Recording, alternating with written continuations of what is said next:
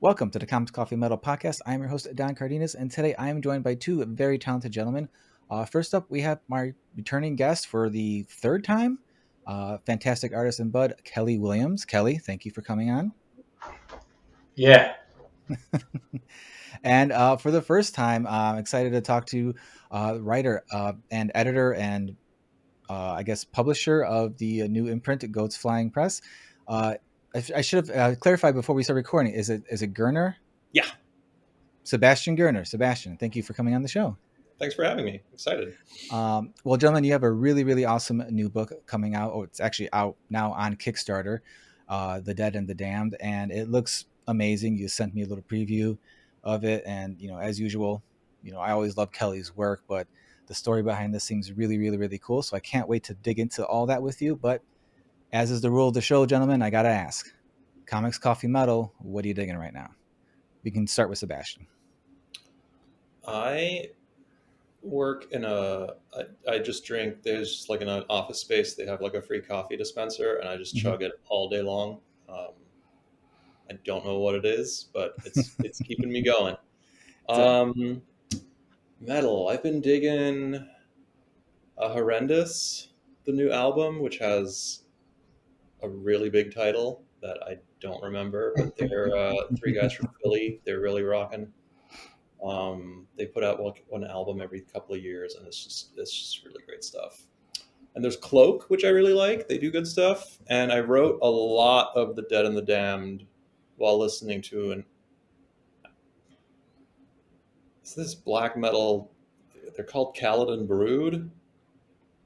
They dropped like one album like 10 years ago and then disappeared into the veil of time. That sounds like black metal. And yeah, it's really good. It's apparently based on a fantasy series that I just started reading this summer, called Malazan Books of the Fallen. So it's like very, like it sounds super dangerous, but then you read the books, and you're like, oh, these guys are just like huge nerds that love fantasy, and they just make like really grim black metal about it. So I have a lot of fondness for stuff like that.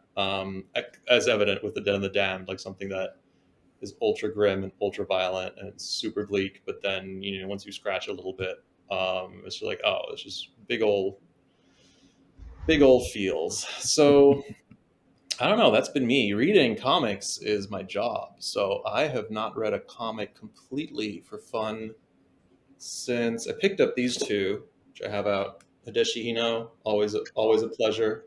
That's a great book. Which is super weird even for him, but I dig it. And I picked up this one, Ryuko. This is really good. This is I've never heard of this publisher, but this is a Japanese artist, but more like everything, paintings, sculptures, and he just decided to make a comic book one day and made this like badass kind of retro 70s assassin. It reminds me of Golgo 13, which is great, but really vibrant. It's really cool to see like someone come completely from outside of comics, but just like devastate because they have all this other experience from other art disciplines, and that's been really cool. So, and he's like on tour right now. I don't know, it's just fun. I enjoy reading books I know nothing about or don't know the creator or like have no preconceived notion of the plot at all, and just kind of dive in. And I think that's an experience that's pretty rare these days because you're so inundated with pre-news all the time. So and hopefully we'll be able to do something like that with The Dead and the Damned too, where I think that the preview I sent you was like the first,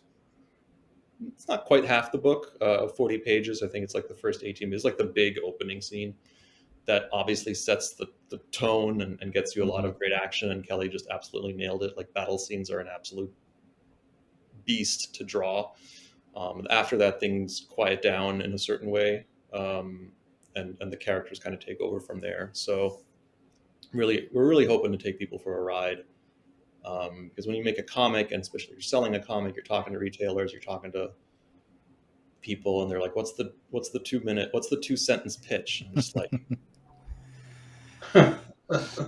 it's not that simple. I think at this point there's been so much stuff that's out that's like you can't have that. Like it's rare to have that 2-sentence pitch anymore. And if you can do it, great, but like you know, I don't think it should be frowned upon if you have to like take a second, say here's what the book's about, and then you I have think in a either way, I think if you can do it, and if it sparks joy, if it ignites something in the listener's mind, but if you're just kind of trying to shove too much sausage into too small of a casing, yeah like it's at some point you're just gonna, for me personally, the golden rule is always like create something that you like, that you would love to have seen. And I remember, clearly I've sent it around to a couple of comic book creators, and someone wrote back and was like, is this just you doing like Army of Darkness meets Berserk? And I was like, damn it.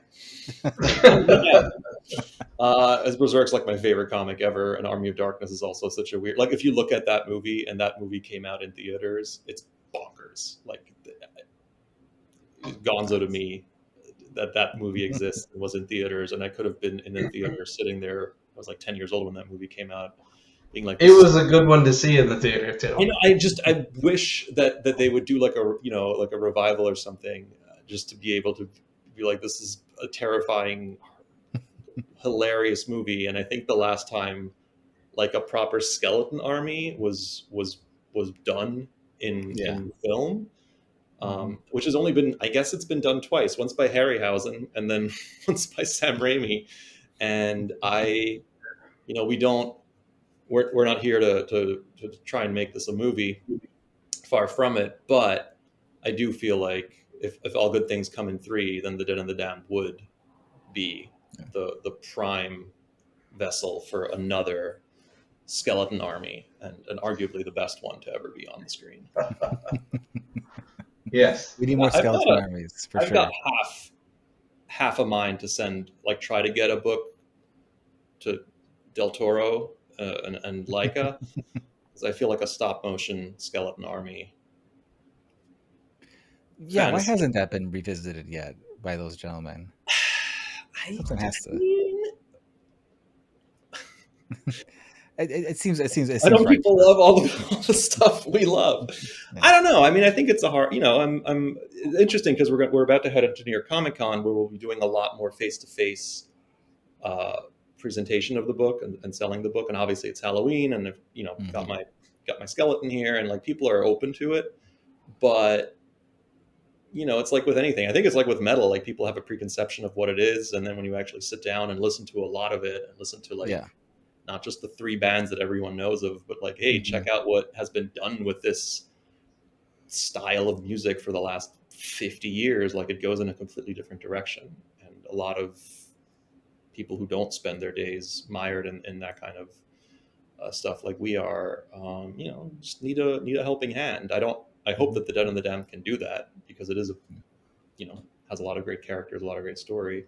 I just love to front load books with all the best shit so that people can get right in and have a good time, Well, judging by the preview, you definitely front loaded it with some pretty badass stuff. So it's funny because Kelly's working on a scene now that's actually my favorite scene in that first book, and it's super quiet, and it's just for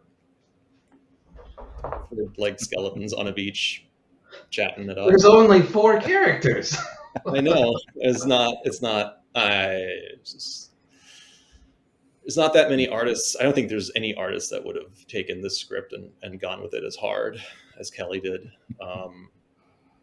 which is gobsmacking to me. Like just the work that he does on those first, even just those first 5 or 6 pages is bonkers. It's the format that we're putting this book out. It's nice and big, thick paper. It's gonna feel big. I like nothing less than like buying a comic and it's just this like flimsy work. That only really works with manga, where you're getting like a phone book of toilet paper and you burn through it and it's fine.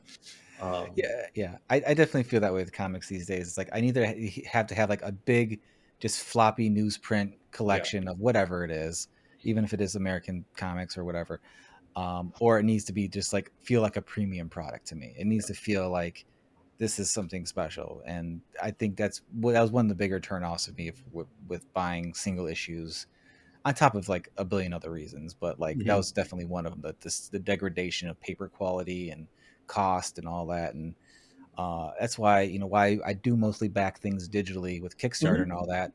When I do something at a physical tier, I'm looking forward to it, because even if it's print on demand or whatever, it's still higher grade stock than other people are Yeah. using and things like that. So yeah, I definitely feel you there.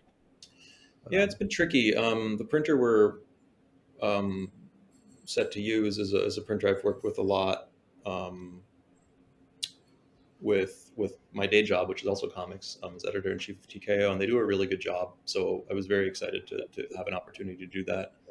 Um, and it's just, I mean, we're going to be printing quite a few. Obviously, we're kickstarting the book now, um, but we're not. It's not really print on demand. Like we're going to be printing a fair amount of units. I think for a first time DIY, kind of self published comic book endeavor. So we'll have a good amount going even next year at conventions and stuff like that. No, don't know when people are going to be listening to this. Obviously, if you're listening to it right now, if you like it, please back our Kickstarter. Links will be out, because it's been harder, I think, now than in the last couple of, oh yeah. definitely in the last 6 months, getting the word out, just because all the avenues that we've built up over the last 10 years, social media, websites, all that stuff's kind of breaking down right now through no fault of anyone No, but it's abysmal out there. a few individuals.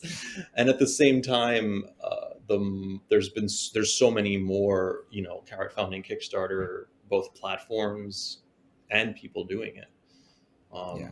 So it's a pretty interesting time to launch something as, I think, as bonkers as Goats Flying Press, and The Dead and the Damned. But I wouldn't have it any other way, Mhm. because if we were here to make something safe and easy and contained, there's plenty of that already, and I don't think that there's enough Yeah. of the kind of stuff that Kelly and I are doing. Yeah, I certainly don't envy anyone who's launching a Kickstarter. Like, we just wrapped up our Kickstarter for the second issue of my book, Evie and the Helsings, in beginning of September. And even then, like, we just noticed, like, just the, Yeah. just the fast, like, just down. And even comparing, like, the stats of everything and seeing conversion rates from like Twitter and all that, like, it was like single digit conversion rates from Twitter, Mhm. you know, Ugh. as opposed to the previous book, which were vastly different.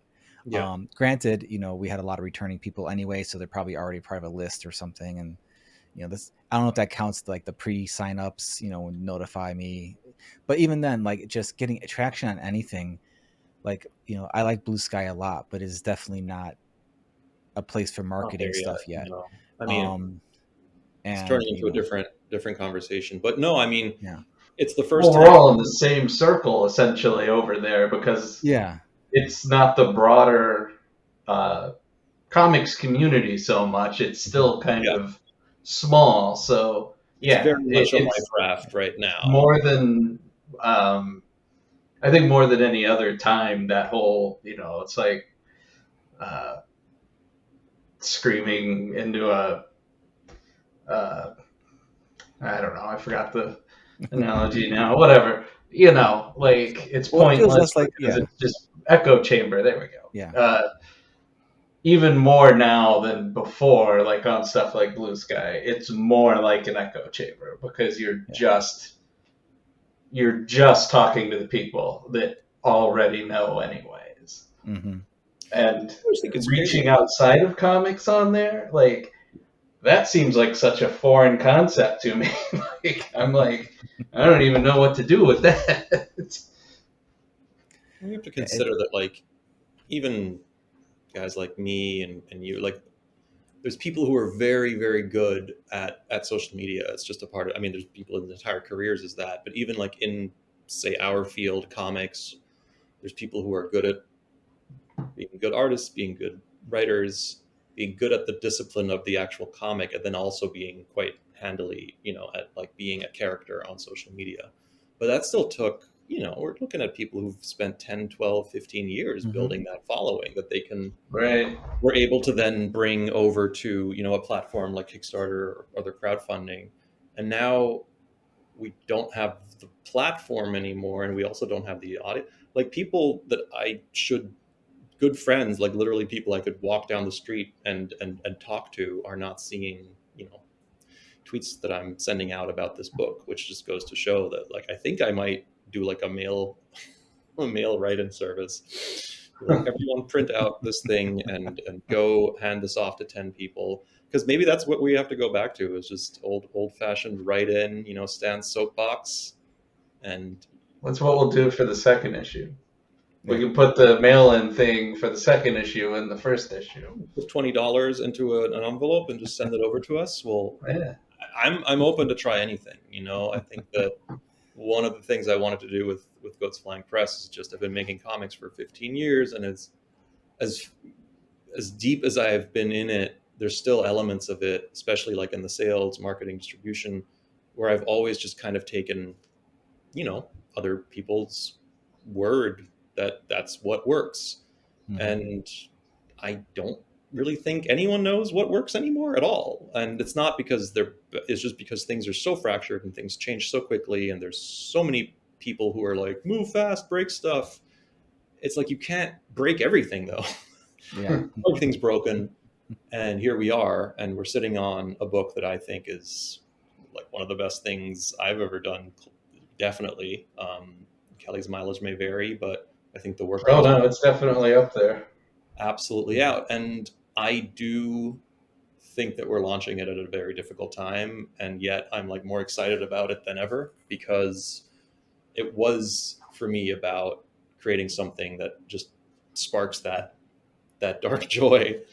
And comics have all, I mean, I've been in comics for whatever I said, 15 years, and it's always been bad.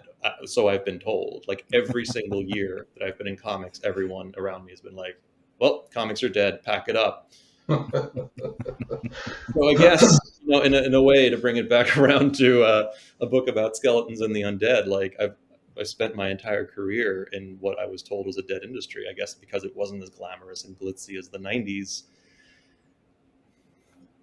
Sure, when books were selling 1 million deep, but that's not That the was world all we live fake in anyway, anymore. though. That was all The golden speculation. age, and every good fantasy story has a golden age, and Yeah. then you've got the dark age, and I'm always a lot more about that. I want the, you know, Game of Thrones was a little too touchy feely for me there. Just, you had all these undead, you had them there, you had this awesome Ice King, and then it didn't pull through, and we're trying to salvage some of that. And also, They barely used that Ice King, man. It was a well, he waste. just showed up and did a little twirl, and then, you know, We'll see how the actual true books handle that situation, if they ever come out. If it ever comes out. You know, sometimes you can just write your own story. Yeah. Yeah, I'm like, I won't see when it comes out. I would have to reread all of those books from the start at this point. So I don't know. I mean, I've got the ending for The Dead and the Damned. You know, it proposed 4 issues. I think that obviously that might take us a minute, but I've got every one of the comics that I've written, and some of them have quite long arcs. But before I go on my deathbed, I can very quickly jot down, you know, the ending beats for everyone, so I don't take the ending of my stories to my grave with me. But hopefully, you know, we still have time, and we're about to head into New York Comic Con, which is actually like a great way to just bring it back around, talk to people, get them excited about the book. And we have some ash cans, we've got some merchandise. I mean, I use the royal we are a brand new publisher. This is something that I wanted to do, and Kelly is just an amazing collaborator and gracious to lend himself to the launch of this venture. But The Dead and the Damned is also just something we've been working on for probably I think 2 years now, between the first talks and then trying to find time to get some pitches done. And by the time the pitch pages were ready, I was just like so ready to go and not wait for an editor to read it and then get back to me and tell me that, can there be a love interest, or can there be 2 characters that aren't dead, which there totally are. There's a lot of characters that aren't dead yet in the book. So we just decided to go out and I swear. We swear to God, the book starts with at least like 3 or 4. 3 or 4 characters that are alive at the start of the book. Well, since we're talking about it, so the Dead and the Damned, was this something that you, when you first started with the concept of that, was Kelly like the first choice in your brain, or was it something that you just didn't know who you were thinking art wise until a certain point? It was always going to be Kelly. I write everything. I think everything I've developed like from the ground up has been for an artist, and usually I will come up with an idea or something like a theme or a log line, or like a concept, something. I'll have something and I'll approach an artist that I think might be good or might be interested. And for the Dead and the Damned, it was this was I believe this was like during lockdown, like pretty dark COVID times when we didn't have the vaccine and it was all still very like what is happening. We're all in shock. We're all like locked in our houses. Traumatized by that, everything that came before, everything that was going to come after, and also I was my wife was pregnant with our first child, my son, and that's a lot of emotions to just kind of have pouring into you, where like the world feels very uncertain, very dark. I'm not the most optimistic person by nature, and here I have a child coming into the world, which is something I really wanted, but also before you both can vouch for that. Before you've really experienced it, you don't have a frame of reference. And I was trying to find an outlet for that. So I decided to kind of try to do a story that's like as bleak as possible, but still pull back with a character arc that is relatable. So I figured, and then my mind just goes to an extreme. Like, how about a world where, like, again, The Walking Dead, there's just too many. Sure, the zombies have taken over, but there's too many people. Like, there's still too much. Like, oh, if we kill all the zombies, we'll be fine again. And I just wanted to like upstage that and be like, no, nothing will be fine. You can't defeat them because they're dead. All you can do is join them. Fuck your optimism. I mean, that's the kind of the thing where it's just like, if you're just going to do the thing again, and I really wanted to. I also like, this is something I used to do when I was a teen, and I would like, if I got into a really dark mood and I wasn't taking care of myself, and you're just a teen, you're kind of smothering yourself in those feelings. I tried to like outdo myself, almost like just burn it all off, like go to a really really dark place and then feel a little bit better, and I can still sort of channel that. Anyway, having that, and Kelly and I had been talking about doing this or doing that. I wrote that to Kelly. I was like, do you want to do something like this? And to his credit, he was like, yeah, that sounds great.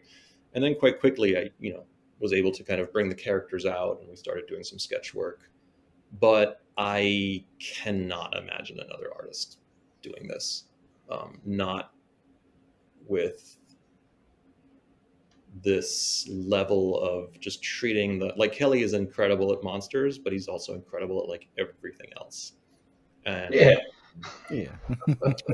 no, it's true, man. Like the level of just humanity that you bring to our 4 main cast, the pallbearers, who are all different. We're kings and queens and warlords and priests, like just every level of like human height, everything you can achieve in life: wealth, power, glory, fame, God, like standing of godhood. And then when you're dead, it's just nothing. Like, you're just skin and bones, but you still need to convey the memory of that glory. Like, I just don't know who else can do that in a way that one minute you're looking at a skeleton and he's laughing and his like teeth are busted, and the next you're like, oh wow, like, yeah, when we die there's nothing left except the memory of what it was to be alive. And those are very, like, again, this is a comic book thing to like throw those two diametrically opposed kind of ingredients into a soup. But I think it's amazing. Like, and I'm really excited for people to read this and just be kind of like, what is this? I don't get it, but I love it. And there's a ton of skeletons. So what more do you want? No, and Kelly knows I'm will always praise his work whenever I come across it, whenever I see it. And this is definitely easily some of the best stuff I've seen from Kelly. I can tell that you're vibing on this. You're you're really into it.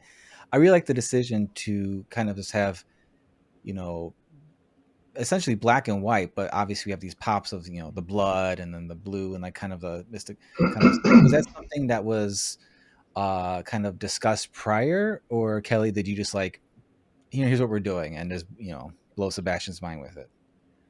Well, if I remember correctly, I had thought about it, but I think at the time we hadn't started putting anything down on paper Mhm. yet. So, and I think I actually was, I don't know, I was like whining on Twitter about just wanting to do like black and white and, maybe some spot color red type stuff. Like I just Mhm. kind of missed doing the ink wash stuff and like just the kind of monochromatic thing, like the Mhm. simple, and then focusing on using the different color elements where it matters or to help with separation and stuff. And like, I think almost immediately Sebastian was like, "Why don't we just do that with this?" And I'm like, "Okay, yeah." That was easy. Yeah, I think it was. I again, I've like I misremember the mythological origins of my own books, but I think it was something where like Kelly took steps towards me, and I was like halfway, like, oh yeah, wasn't that my Mhm. idea? But I love the idea because again, in the story, the sense is that this hasn't just happened. Like the curse of the dead, like this has been going on for centuries, Yeah. where everything that dies comes back and attempts to take you with it, essentially. So not Mhm. just the kind of, as a writer, like the story ideas of like, yeah, how does that work? Like people will still be born and die. You can't, there's not going to be any like funeral fanfare for your grandma because you're going to have to make sure that she stays down there.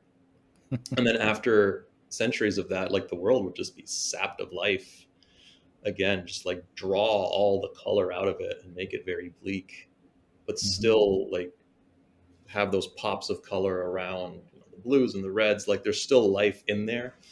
Um, because again, that's kind of the tone I wanted to go for, is that as doomery as you want to get, and there's plenty of reason to feel that way.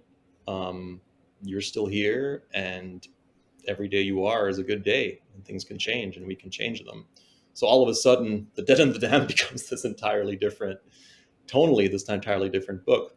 But what I do really like, because I'm a huge fan of Kelly's watercolors, of colors in general, just the spot beauty that he can bring to it, is that any flashback to, and throughout the course of the book, we'll flash back to the lives of our four main characters before they landed in the grave, and all the flashbacks will be in full color, which again, usually in comics, flashbacks are like sepia toned or black and Yeah, white, yeah. and we're just going to inverse that, where our present day is as bad as it gets. Actually, it gets significantly worse before the end, but that's spoilers. Nice. I also appreciate Kelly, even though it is predominantly ink wash. Like even the choice of using like a warmer gray for the Sure. sky in the battle, like it really just adds so much more to the depth and the overall feel of everything.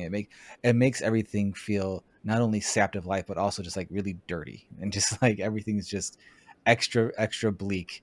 Um, and One of the I things that I think I is always in the front of my mind when I start on like one of these pages is I think I start nervous that I'm not going to make it look dirty enough, like because I don't want it to seem like this artificial thing that like I just drew this like landscape and then Mhm. oh it needs to be dirty so I got to go in and like do things to make it look worn or whatever.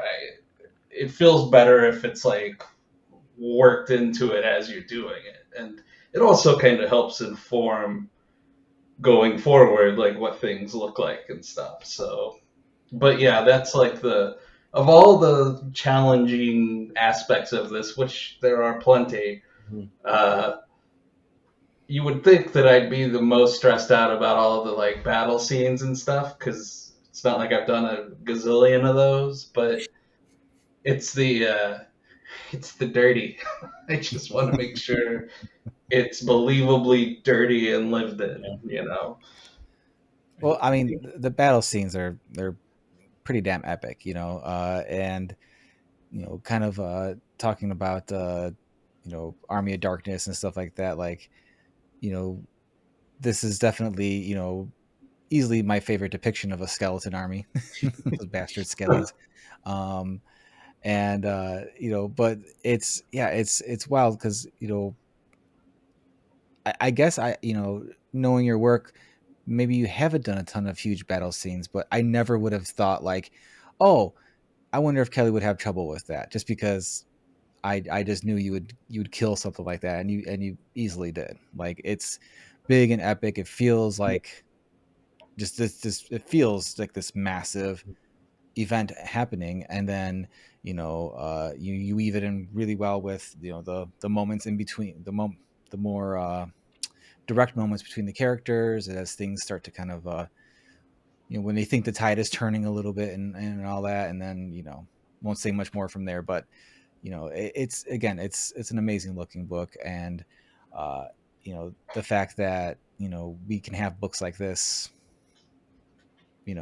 for because you mentioned something, Sebastian, about kind of making the book you want, essentially. Mhm. So things, and that's what I love so much about independent comics is these are all books that I know people want to read, and that's the books I want to make, is the books I want to read. And so I feel like it's just again, no knock to any bigger publisher book, because there's plenty that are really good, I'm sure, and enjoyable. But like when it comes down to like this, the pure passion behind a thing and all that, it just it does color my opinion of like, okay, I might like this a bit more because someone is so intent on telling us this story that they really want to have out there, that it just gives, to me, it just gives an extra sense of urgency to want to read that, as opposed to, oh, Wolverine's alive again, oh, Wolverine's dead again, and again, Yeah. not knocking any of that at all, because I've certainly have read my fair share of that stuff, but it's just that's what I'm really drawn to, and that's what this book kind of like really feels, and it's just seeping out of every page. And again, No, I could just gush about Kelly's art forever. But me and I too. do Let's do it. appreciate that from the previews, it looks like you guys are really preserving the texturing and the quality of the work, that of the washes and stuff like that. It's not just getting Yeah. super contrasted and saturated, so the blacks are just pure black. We're seeing the variations in the brush and stuff like that, and that's the stuff that I absolutely love whenever I see that with this type of work. So I have to That's bring that up cool. at We've least. got a little ash can here. We're actually going to have these at New York Comic Con. If any listeners, viewers are going to be at New York Comic Con next week, please come see us. Table E43 in Artist Alley. And these are, because we went completely DIY, these are actually in complete black and white, Mhm. just grayscale, and it still looks really good. Like the pages Yeah, are. when I saw the grayscale, I was like, "Fuck, we should have just did that." Could have just done that. It reminded me when they put Fury Road out in the black and white, like the what was it called black, white, and chrome. And I So watched we all just do another Kickstarter for the black and white There version you of the go. book the, afterwards. I want an artist edition of this at some point, just like Right? masterpiece. Yeah, black and white. Look, sky's the limit. It's just the irony being that we're talking I about like love that the sky's the limit for us is like black and white. black and white, no color. Yeah, but like I have to think back when what Don was saying about books that just you can feel this. One of the books that it hugely inspired me when I was a kid. And I remember reading it dog-eared. Like I don't know where I got it, but it was like the full James O'Barr Crow, and I Mhm. remember that book because it's so raw. Like his style changes over the course of pages from one to the next. He'll do like kind of a flat approach, and then the next one is like crosshatched all to hell. And it doesn't matter. Like all of that would by modern day definitions of like making comics. It was like, oh, this is indie or this is underground. And I was like, no, this is fine. This is fine art. This is someone like pouring themselves into a page about an undead rock and roll mime who was avenging his like again, it's just it's the rawness, and it's just like, here's a piece of this Yeah. person's heart and soul and brain on a platter, and he's sharing it with us. And long term, like I love me some high gloss, I love me some fine production values and all that stuff, but like I don't know, I think at the end of the day it's just I certain stories speak to me, and certain art styles, it just evokes something in me that I want to experience, and I want to help other people experience with, you know, my own twist on it, and our thoughts, and Kelly's artistic impulses. And because then Kelly can do anything. Superheroes, can do drama, crime, obviously got his proclivities for horror, but like to sit down and do a battle scene between like a couple of human, like half starved, frozen to death humans and a million different zombies and skeletons. Not everyone can do that. You gotta have it in you, you know? It I lives. was, I It was gonna make lives. some sort of joke about Kelly's got that dog in him, but I had to stop myself, even though I just said it. Yeah, it's uh, yeah, I can't imagine, just reading this book. I can't imagine anyone else's style working so well on this book, and pulling all that, because again, we keep coming back to the, oh, it's because I said dog. Mm. Maybe. um, because we keep coming back to the battle scene, but like it really does. It has that epic feeling of like Lord of the Rings battle scene, but it also has that real, like, just like dingy, dirty, lived in feeling of the Army of Darkness and stuff like that, where it just kind of Well, it just has reminds me of the that. fantasy films that they like had to shoot in like an actual, like they had to find a field and run Yeah. 1,000 extras across it, you know? Obviously Conan, but even prior to that was like Krull, Hawk the Mhm. Slayer, or the Excalibur film. Like those had very distinct, like they had to get creative about like, how do we make this look like a fantasy, because we don't have CGI blue screens and all that stuff that, 2 again, billion people. just like render the eyelashes on the dwarf for, another month or two, and ultimately, yeah, sure, you got something that sucks up a lot of money, and probably makes you a lot of money, but I don't know. I'm aiming for a classic. I want to, like, Conan is a movie I rewatch, maybe not every year, but I'll throw it on, and it's different. Like I don't rewatch certain types of movies that much. Obviously, everyone rewatches films like from their youth, but there's always something to discover in there, because they genuinely had like, I don't know, 400 extras for Tulsa Doom's temple, and just that energy is palpable. I think that you put into something, and running everything through a rendering machine is, I don't know, you lose the energy, right? That's what keep Yeah. Yeah. waiting for this guy to like turn and like face me. So I'm freaking out. Especially when it feels very cut and paste with everything and stuff. I mean, there's ways, I'm sure, of doing it, you know with effects that feel more feel more naturalistic, or something like that, but it's cut and paste. No one has time. Also, Everyone's underpaid. Speaking of, like, terrible industries. well, I think in horror, Yeah. especially, like you've got Yeah. a movement going back to classic, like practical special effects, Hmm. for the kind of the nostalgia value, but also I think because people are like, this is fun, and it's effective, and there's a fan base out there, and all of this is spinning into a bigger story about, I think, like just people connecting with each other, and technology, while it gives us the opportunity to do stuff like this, Hmm. too much technology, like you just lose sight of all the people, be that in art, with the entire AI bubble that they're trying to get us to swallow. Um, and at the end of the day, I think that, yeah, Kelly could have made some kind of copy paste skeleton thing, but instead he went and penciled every single Well, every no, single yeah, femur, every single shin bone, every I single. don't know how to copy and paste, so I mean, unless it's literally like photocopying and like pasting it onto the page. Ah, even that well, would well, would be good. yeah, you hit on something. Like, it's like appreciating like the work and like the artistry that goes behind things. And it being October, my wife and I were usually like, oh, let's trade off horror movies every week to Hmm. see for our movie time or whatever. And her and I have such differing opinions on what we like in a horror movie. Hmm. You know, I grew up with access to too much cable, so I too much schlock is in my brain Mm. so I appreciate it may not be a good movie, but it has that one really cool effect, or it has that one really cool kill or whatever. And she likes the more cerebral horror, Hmm. psychological, almost possession type stuff. And for Hmm. me, that's just like I'm gonna be out in the first half hour snoozing with that. So it's hard for us to kind of find that middle ground. And since we've mentioned a That's a few hard middle times, ground to walk. That's like horror comedy, that yeah, yeah, tried, but it's really hard to do right. yeah, I agree with you. I've got good memories of you like that type of movie, like the schlocky movie where they're like, okay, we're going to save our budget for like one kill or yeah, one monster, yeah, and yeah, everything around it is kind of just suspense. Like we build up to it. yeah. Because I half the think time, when like, go ahead.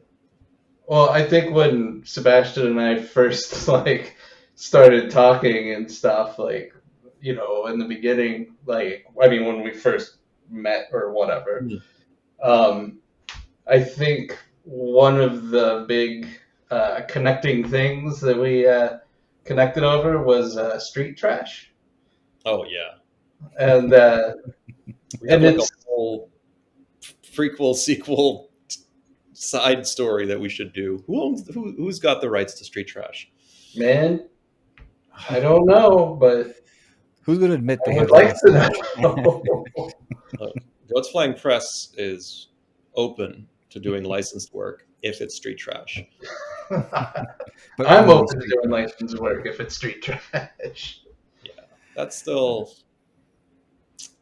I remember we had a pretty neat idea of doing like a Vietnam prequel Oh yeah, right. origin of the booze that they drink.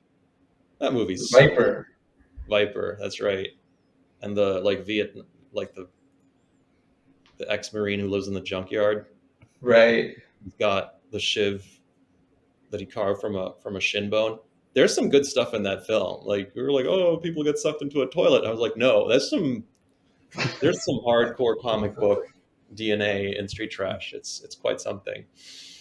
And what world is like saying, oh, they got sucked into a toilet, a bad thing in a horror movie? Like that's like why would you mark that against something? Hasn't It's been a done benefit since. for a movie. I think of horror toilets. I've got the Ghoulies. They Hmm. come out, and then I've got Street Trash where they come in, and then there's an entire line of Japanese horror movies about Hanako from the toilet, which is an urban legend that there's a ghost in the girls' bathroom.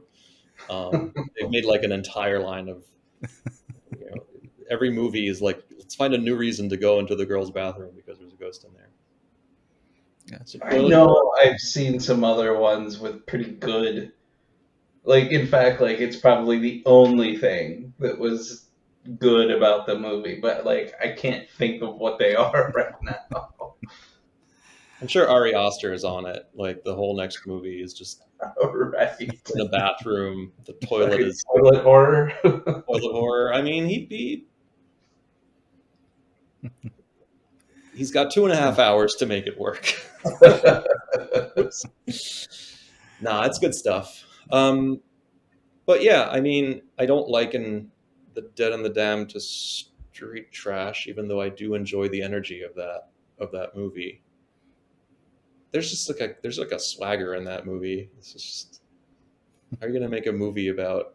It was what it was, and it's also very much one of those movies that like it could only exist in that one moment in time, and that was it. Like you can't remake it or anything. Like, Wasn't the director like a lauded video cinematographer? oh yeah, I think so. Well, Like, and he wrote for Marvel at some point. Like he yeah, it wrote was like this Marvel kind of comics. weird auteur who had a career and was doing cinematography on big budget films, and then he was like, I'm going to write my own movie about Yeah, like he hobos. Watch out, everybody. I had to look this up. J. Michael Muro. He was the Steadicam operator, James Cameron's Steadicam operator of choice on The Abyss, Terminator 2, True Lies, and Titanic. Yes, like not a slouch, but like I Yeah, said, you got to have it in you. And that man, his the thing he gave us is a movie that is undefinable, which I don't know how else to like. To me, that's art. Yeah, right. and for some reason, Street Trash is not on his Wikipedia filmography, but he does show up.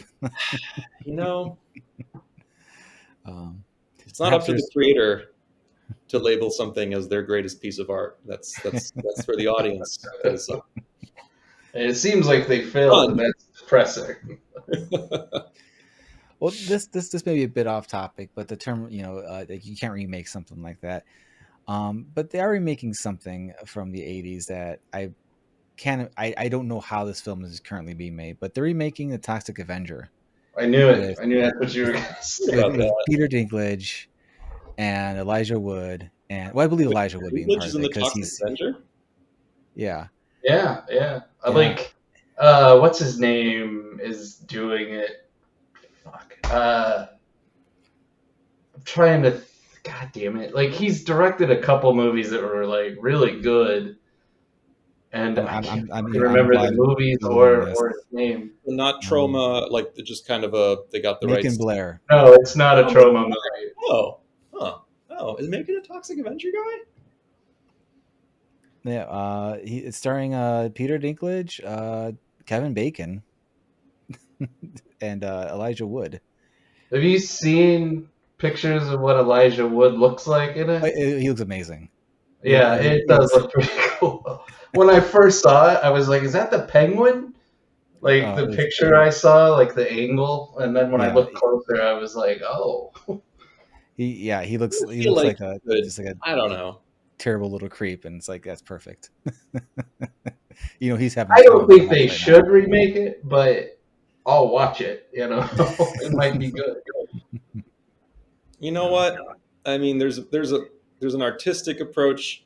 There's like an artistic response where you're like, could you just make your own weird rubber toxic splatter movie?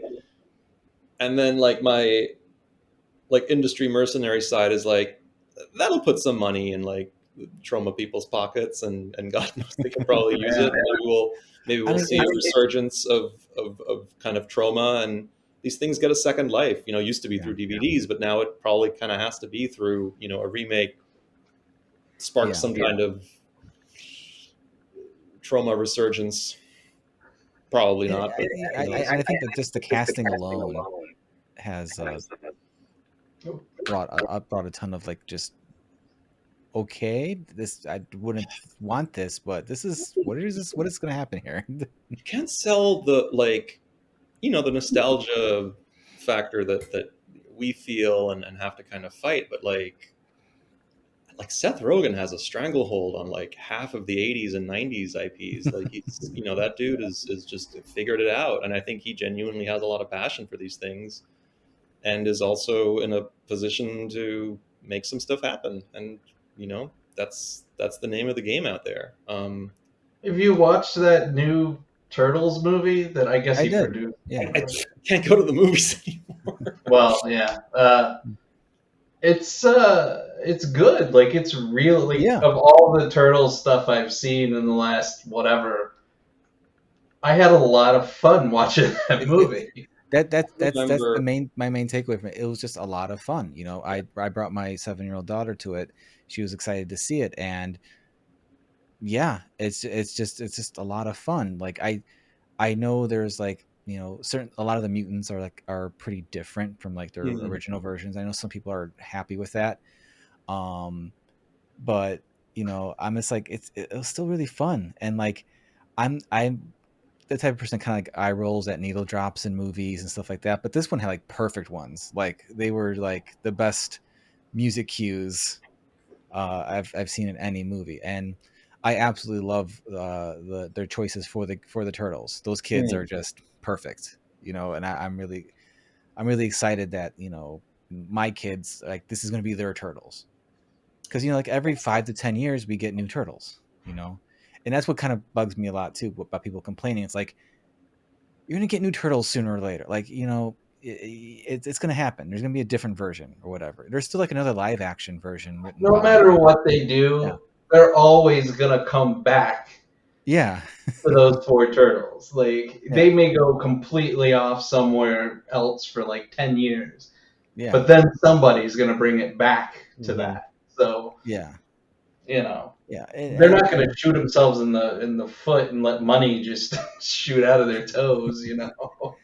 At and you the know, it risk just, of, and you know, not to make it all turtle talk, but like just in the past few years, like we've got the IDW series, which is amazing. You know, it's consistently good since its inception, and you have the Last Ronin, Mhm. amazing book.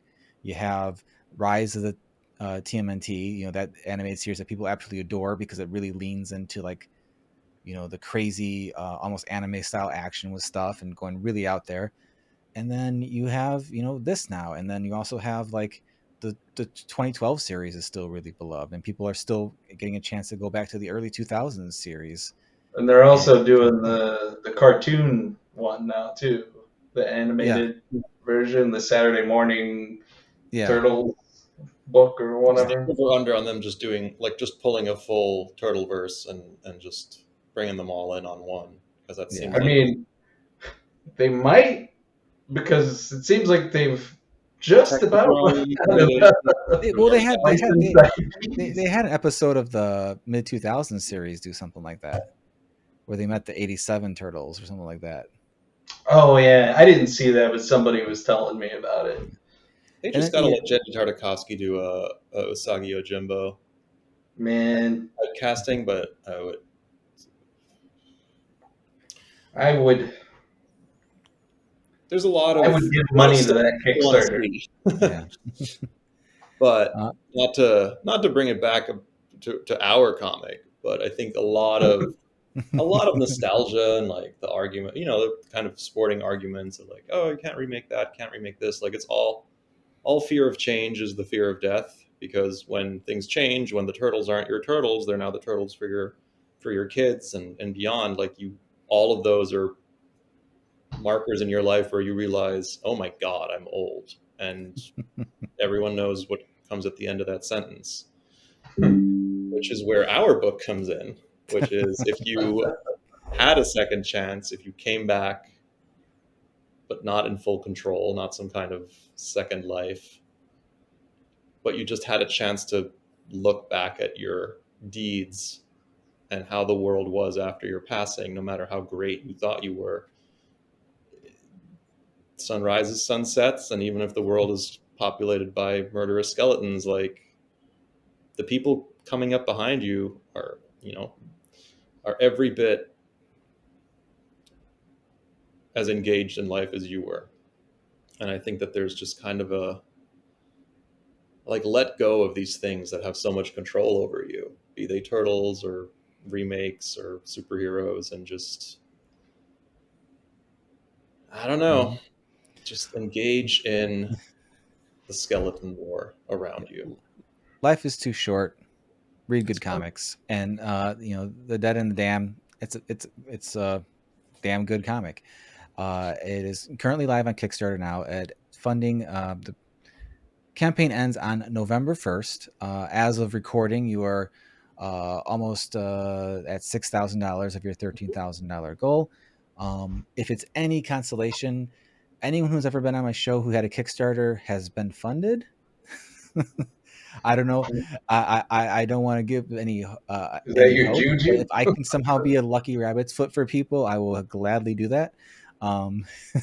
So, I'll but no, take it. yeah, 26 days to go. That's still a long ways to go. You guys got New York Comic Con coming up. Yeah, we've got a Um, long way to go. I yeah, feel I'm lots of promo to be had, lots of getting it out there, and hopefully I'll be able to add a few more numbers to your backers and, please, and yeah, spread the word, because I think this is a really awesome looking book. I want to read the full thing. I want to read the second issue, third issue, fourth issue, and see what else is going to come from Ghost Flying Press. Before we wrap up, we actually did get a Twitter question, and that is from Bud and previous guest Grim Wilkins, who just had their own Kickstarter just yeah. wrap up, an amazing artist. He wants to know, what's your favorite skull from anything in the animal kingdom? That was a good question. That is a good question. I really like horse skulls. I find them weird because the way the teeth, like only the teeth meet at the front, and there's this huge like gap in between their teeth, and it has this very, I don't even know. Sorry, it's getting late over here. I've Oh, lost the words to describe a horse skull. But there's something very odd because horses are so beautiful and they're so powerful and just these gorgeous creatures. And then there's this like really silly looking skull behind it. I don't know. I think I saw it once as a kid and it triggered in my mind that like, oh, everyone has a skull underneath their skin. yeah. So everyone's smiling all the time, like just that. And every time I see a horse, I'm like, you've got a really silly skeleton underneath that. But horse Was it skeletons someone? are Was it great. some? What post was this I read? We're just brains piloting a skeleton mecha with a meat armor. Right, right. Your reasoning is that goes a lot behind my choice, and that is squirrel skulls. Have you ever seen a squirrel skull? It's just so tiny and ridiculous. It's just like, I understand like the physiology of like why a small animal like that needs bones and things like that, but it's also like, you're so small. Why do you need bones? What are you? You little fuck. Why do you want bones? I just looked it up. That is adorable. Just screaming at How squirrels in are the people not backyard. wearing Why that do as you their have clothing? bones? I live right next to a park. Like, how have I never seen a squirrel skull? Kelly, you've drawn like 8 million skulls. Do you have a favorite? Uh, I'm terrible at favorites. Goat skulls are like the easy go-to for me, but anything with horns, I'm like. Mm. Mm. Uh, but also, I never really realized it, but I think I have a small obsession with cat skulls Hmm. because I love the eye socket area. Like it's Yeah. so enormous, and those eyes they don't look that enormous. So like I don't know, like it's this whole character like all to itself and everything, and like there's Oh, so many wow. ways you could make that look goofy as fuck, or I mean, you can make it look creepy. Like I don't know. Cat skulls are cool. Nice, I nice. only made.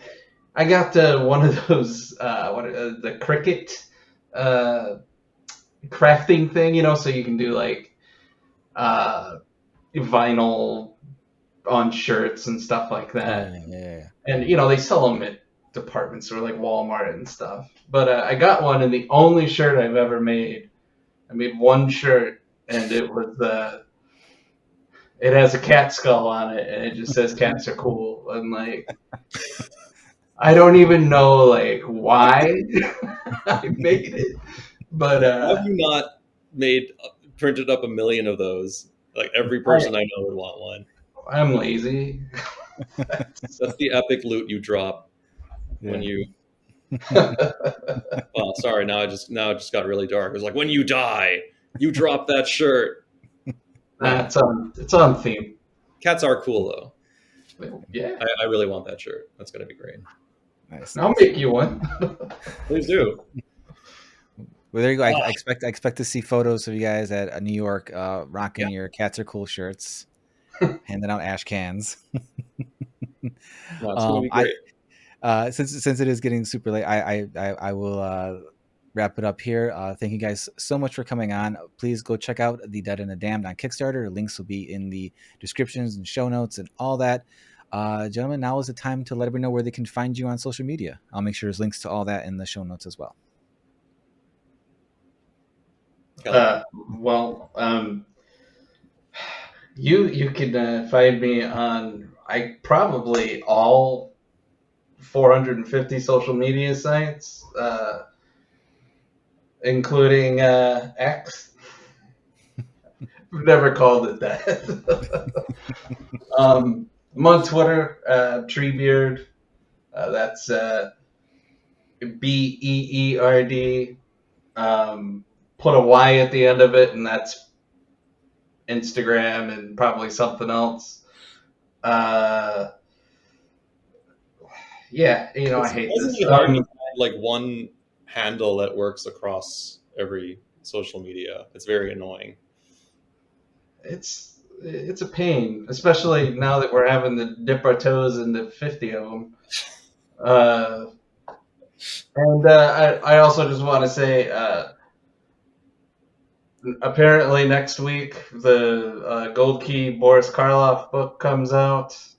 I drew something in that, and go to your comic shop and order Skeeters from Mad Cave. Issue 1's in order books now. Comes out in December. Kelly's blowing up. Mhm. And then, more importantly, though, The Dead and the Damned bracket. All right. Yeah. Special. The Dead and the Damned, we're about halfway through. I think by the end of the campaign, we'll be within spitting distance. I think digital comps will be available pretty soon after the campaign ends. We're kind of heading into the holiday season at that point, but like I'll be updating people, and like this book is definitely going to get made.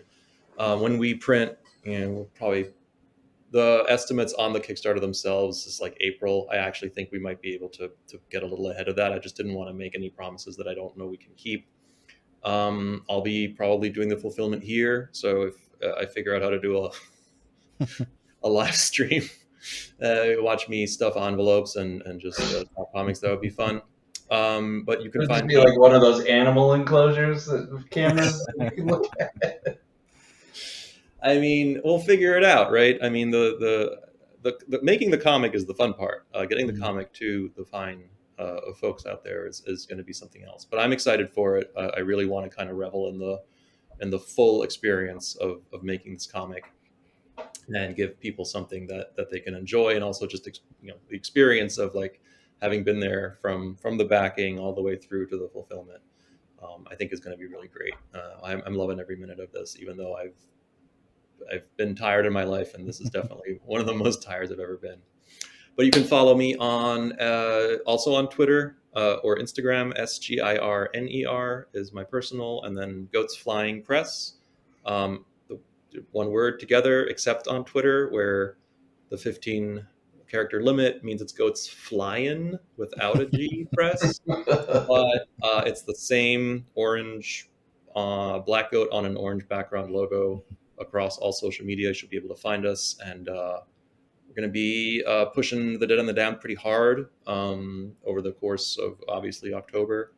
But I might start giving people a little sneak peek at some other stuff that we might want to do in the future, just to kind of keep it interesting. But we are extremely dedicated to The Dead and the Damned, and it's going to be the best book. I'm going to send it to everyone next year. I will drive it to the Eisners and peek through their mailbox. Not because I think it'll win necessarily, even though it should, but just because I want them to know. I want them to acknowledge me. Want them to know what they missed. Awesome.